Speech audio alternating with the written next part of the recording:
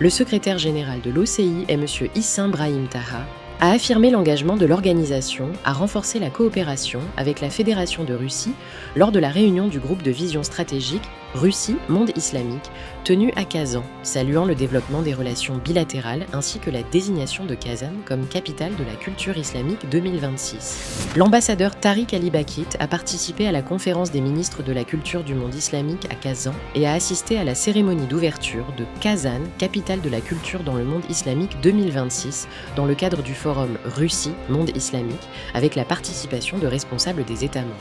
Youssef bin Mohamed Al-Dubaïeh a souligné, lors de sa participation au Forum économique de Kazan 2026, l'importance de renforcer les partenariats économiques et d'investissement entre la Russie et les États membres de l'OIC afin de soutenir les objectifs du développement durable.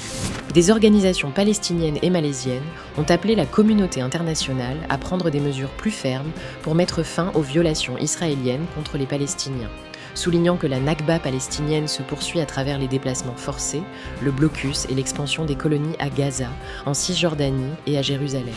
Le Salon international du livre de Doha a accueilli un séminaire intitulé « Les médias à l'ère de l'intelligence artificielle », consacré à l'impact des algorithmes et de l'IA sur la production des contenus médiatiques et le comportement des audiences, dans un contexte de mise en garde contre l'augmentation des biais digitales et le déclin des contenus d'information traditionnels. Le Haramain train à grande vitesse continue de faciliter le déplacement des pèlerins du Hajj et de la Omra grâce à l'intégration directe entre le transport aérien et ferroviaire à l'aéroport international Roi Abdelaziz. Par ailleurs, Saudi Arabia Railways a annoncé l'exploitation de plus de 5300 trajets et la mise à disposition de 2,21 millions de sièges durant la saison du Hajj 1447. Le journal Al-Qura a lancé sa nouvelle identité visuelle dans le cadre d'un plan de modernisation visant à renforcer sa présence numérique tout en préservant le caractère historique du journal depuis sa création en 1924 par Sa Majesté le roi Abdelaziz Ben Abdelrahman Al Saoud. Les premiers vols transportant les bénéficiaires de l'initiative Route de la Mecque ont quitté la Maldive vers le royaume via l'aéroport international Roi Abdelaziz,